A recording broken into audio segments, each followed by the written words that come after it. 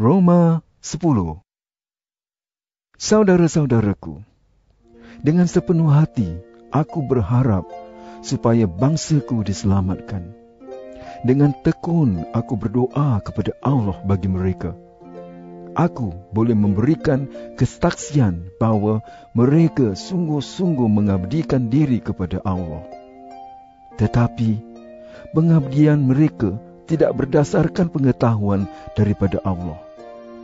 Mereka tidak mengetahui cara Allah membolehkan manusia berbaik semula dengan Dia. Sebaliknya, mereka berusaha untuk mengikut cara mereka sendiri. Oleh itu, mereka tidak mahu menerima cara Allah membolehkan manusia berbaik semula dengan Dia. Kristus sudah menyebabkan Taurat tidak lagi berkuat kuasa. Oleh itu, orang yang percaya kepada Kristus dapat berbaik semula dengan Allah. Inilah yang ditulis oleh Musa tentang cara berbaik semula dengan Allah melalui ketaatan kepada Taurat. Orang yang mentaati Taurat akan hidup. Tetapi tentang cara berbaik semula dengan Allah melalui kepercayaan kepadanya, Alkitab mengatakan demikian. Janganlah bertanya dalam hati, siapakah yang akan naik ke syurga?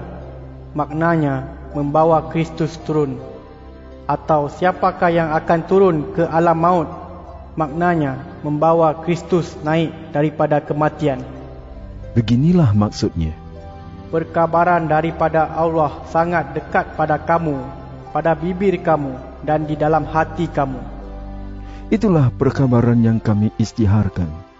Perkabaran bahawa orang harus percaya kepada Allah. Jika kamu mengaku di hadapan orang bahawa Yesus itu Tuhan, dan kamu sungguh-sungguh percaya bahawa Allah sudah membangkitkan Yesus daripada kematian, kamu akan diselamatkan. Kerana kita sungguh-sungguh percaya, kita diterima oleh Allah sebagai orang yang sudah berbaik semula dengannya. Kerana kita mengakui Yesus di hadapan orang, kita diselamatkan. Di dalam Alkitab tertulis, orang yang percaya kepada Dia tidak akan dikecewakan. Hal itu berlaku bagi semua orang, kerana tidak ada perbezaan antara orang Yahudi dengan orang bukan Yahudi. Allah yang satu itu Tuhan semua orang. Dia melimpahkan berkat-Nya kepada semua orang yang meminta pertolongan-Nya. Di dalam Alkitab juga tertulis, setiap orang yang berseru kepada Tuhan akan diselamatkan.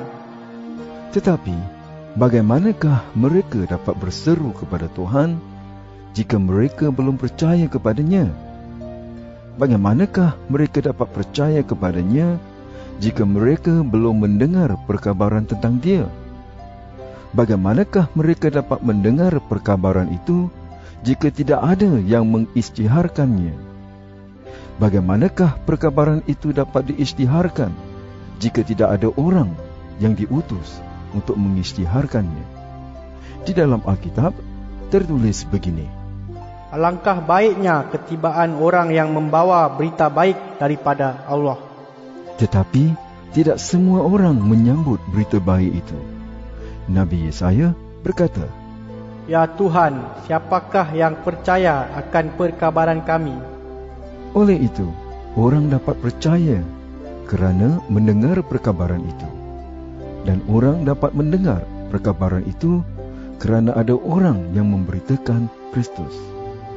Tetapi aku bertanya, betulkah mereka belum mendengar perkabaran itu?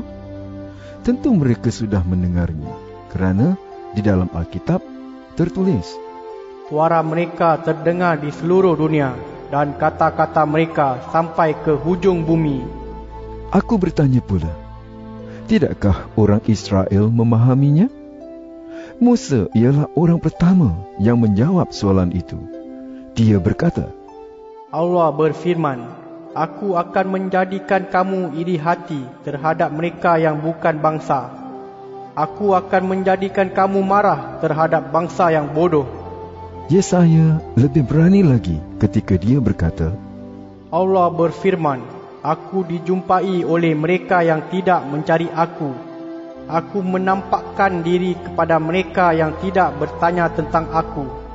Tetapi tentang orang Israel, Yesaya berkata, Allah berfirman, sepanjang hari aku menghulurkan tanganku kepada bangsa yang tidak taat kepadaku dan yang melawan aku.